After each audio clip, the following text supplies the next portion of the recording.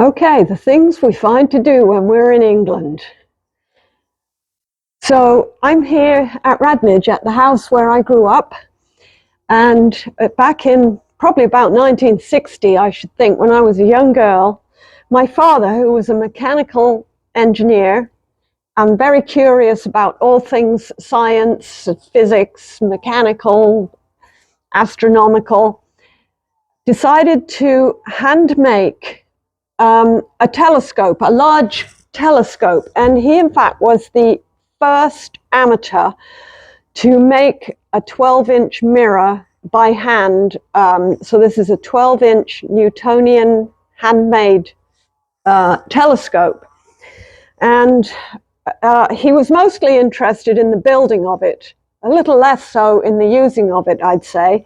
I can remember once having it up in the garden, and my sisters and brother and I remember seeing the rings of Saturn and the moon through this telescope.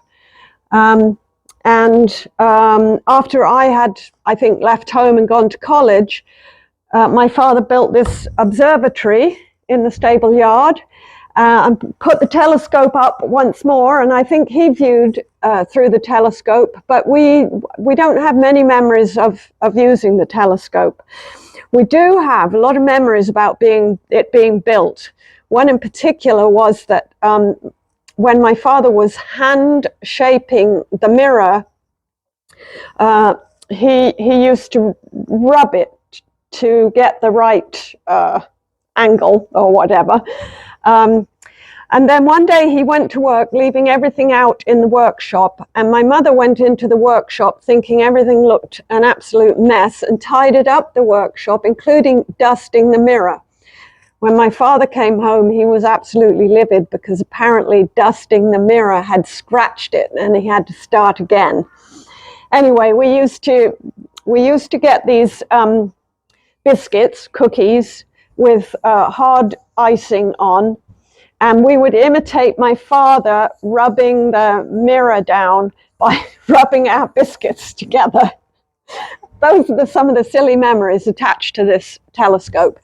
Anyway, for many years, it lay in parts in various places in the workshop. The mirror was stored in an antique chest in the house.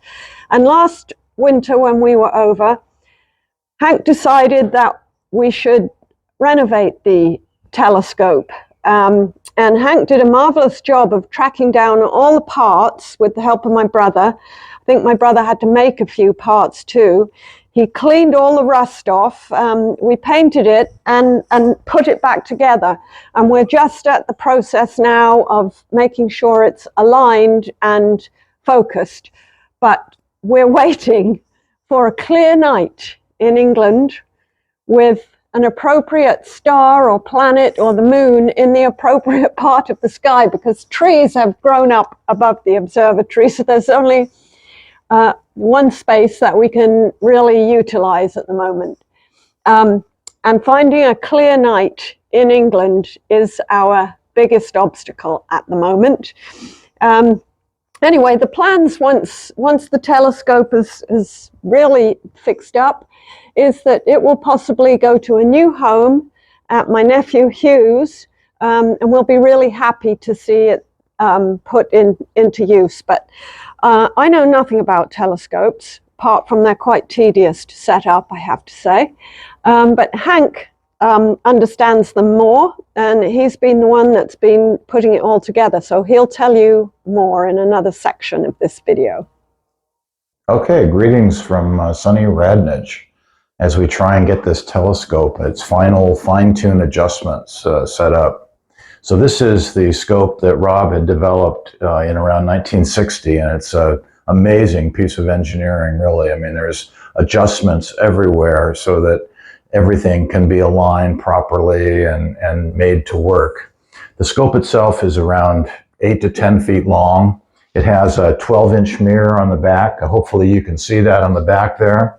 And then it has a small diagonal mirror up here behind this scope that allows the light to come in from this telescope, reflect from the 12-inch mirror back up to this diagonal mirror, and then out through the eyepiece on the lens.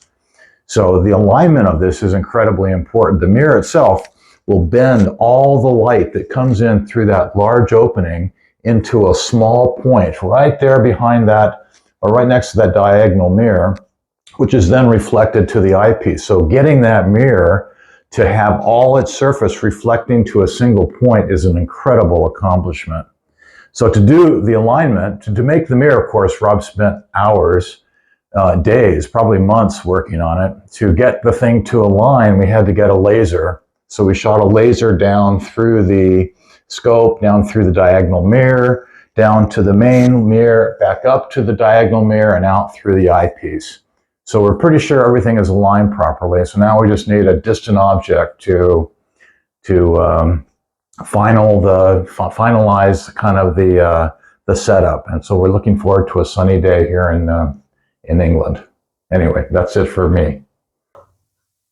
Well, I'm really glad that Hank took the initiative to restore this telescope.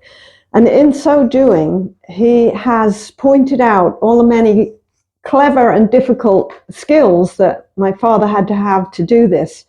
So it's really brought an appreciation of my father's skills and the curiosity he had and the dedication to his projects.